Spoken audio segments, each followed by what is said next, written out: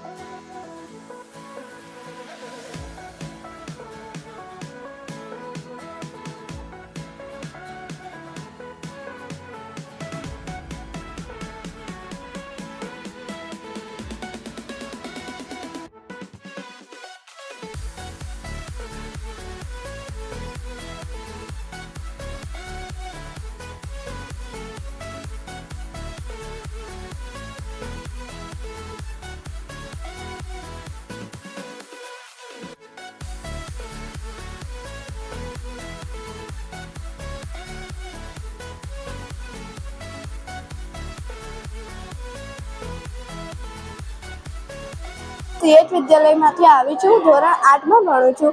આજે અમને વિજ્ઞાન દિવસ માટે લોક વિજ્ઞાન કેન્દ્રમાં લઈને આવ્યા હતા. ત્યાં અમને ઘણી બધી સૌર ઉર્જાનો સાધનો દેખાડ્યા અને સમજવા મળ્યું કે આનો શી ઉપયોગ થાય છે અને તેના બધા ઉપયોગ કહેવામાં આવ્યા અને અમને કહેવામાં પણ આવ્યું કે આ તમને કઈ રીતે, કઈ જગ્યા અને કેવી રીતે મળશે. આલોક કુમારભાઈ છે. હું અહીં સીએચ વિદ્યાલયથી આવી છું અને અમે આજે વિજ્ઞાન માટે બહુ મોટી જાણકારી મળી છે અને અમે અહીં સૌર ઉર્જા અને સોલર પેનલ આ બધા માટે જાણકારી મળી છે. સોલર ઉર્જાને કેવી રીતે અમે સંગ્રહ કરીને ફરી ઉપયોગ કરી શકીએ એ માટે અમને જાણકારી મળી છે અને એના સાધનો પણ અમે જોયા છે. આજે ભારત સરકાર દ્વારા દર વર્ષે યોજાતો અથવા તો ઉજવણી કરાતો કાર્યક્રમ એટલે ઉર્જા સંરક્ષણ દિન.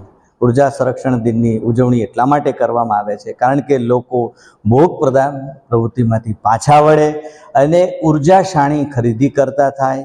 આવનારી જે પેઢી છે એ ઉર્જા કટોકટીથી બચી શકે અને આપણે બધાએ પુનઃપ્રાપ્ય ઉર્જાના જે ઉપકરણો જે છે, solar cooker, solar water heater, solar rooftop જેવી સરકારશ્રીની જે ગુજરાત ઉર્જા વિકાસ એજન્સીની જે યોજનાઓ છે એનો મેક્સિમમ ઉપયોગ કરી આપણી પૃથ્વીને બચાવવાનું, એને જતન કરવાનું અને આવનારી પેઢી માટે પણ રહેવાલાયક આ વાતાવરણ બની શકે એવો આ આશય હતો.